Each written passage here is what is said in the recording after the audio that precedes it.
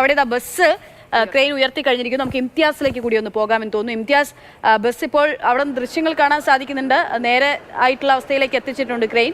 അവിടെ എങ്ങനെയാണ് നടപടികൾ തുടരുന്നത്? എങ്ങനെയാണ്?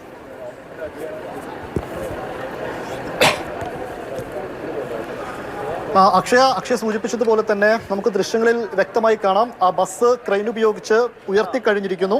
അതായത് ഈ അപകടമുണ്ടായ സമയത്ത് ബസ് സഡൻ ബ്രേക്ക് ഇട്ട് മറിയുന്നൊരു സാഹചര്യത്തിൽ തന്നെ ബസ്സിന്റെ മുൻഭാഗം പൂർണ്ണമായും തകർന്നിരുന്നു. അതേസമയം തന്നെ മുൻപിലെ വലതുവശത്തെ ആ ടയറിനും കേടുപാടുകൾ പറ്റിയിരുന്നു. അതോടൊപ്പം തന്നെ നമുക്ക് ഈ ബസ്സിൽ ദൃശ്യത്തിൽ നമുക്ക് വ്യക്തമാകുന്ന ഒരു കാര്യം, വേർട്ടക്സ് എന്ന പേരിലുള്ള KL12C6676 എന്ന നമ്പറിലുള്ള ബസ്സാണ് മറഞ്ഞിരിക്കുന്നത്. ഇപ്പോൾ ബസ് ക്രെയിൻ ഉപയോഗിച്ച് പൂർണ്ണമായും നിർത്തിയിരിക്കുന്നു. ഇനി ഇത് അരയിടത്തുപാലം അവസാനിക്കുന്ന, അതായത് മെഡിക്കൽ കോളേജ് ഭാഗത്തേക്ക് പോകുന്ന ഭാഗത്ത് അരയിടത്തുപാലം അവസാനിക്കുന്നിടത്താണ് ഈ ബസ് ഉള്ളത്.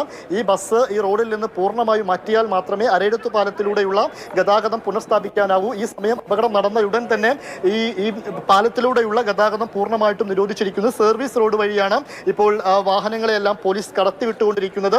ഇനി ഇത് ബസ് നിവർത്തിയ ശേഷം പക്ഷേ ഈ ടയറുകൾക്കെല്ലാം കേടുപാടുകൾ പറ്റിയ സാഹചര്യത്തിൽ അത് അത്ര പെട്ടെന്നൊരു പക്ഷേ വശത്തേക്ക് മാറ്റി സ്ഥാപിക്കാൻ കഴിയില്ല.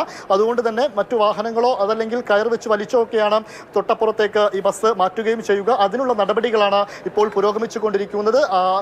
ബസ് എന്തായാലും പൂർണ്ണമായി നിവർത്തി കഴിഞ്ഞിരിക്കുന്നു. അതോടൊപ്പം തന്നെ ഈ ബസ് മറിഞ്ഞ സാഹചര്യത്തിൽ ഞാൻ നേരത്തെ സൂചിപ്പിച്ചതുപോലെ തന്നെ ബസ്സിൽ നിന്ന് പുറത്തേക്ക് വന്നിട്ടുള്ള ഓയിൽ, ഡീസൽ ഇതെല്ലാം റോഡിൽ പരക്കെ കലർന്നിട്ടുണ്ട്. റോഡിന്റെ വശത്തുകൂടെയൊക്കെ അത് ഒലിച്ചിറങ്ങുന്ന ഒരു സാഹചര്യം ഉണ്ടായിട്ടുണ്ട്.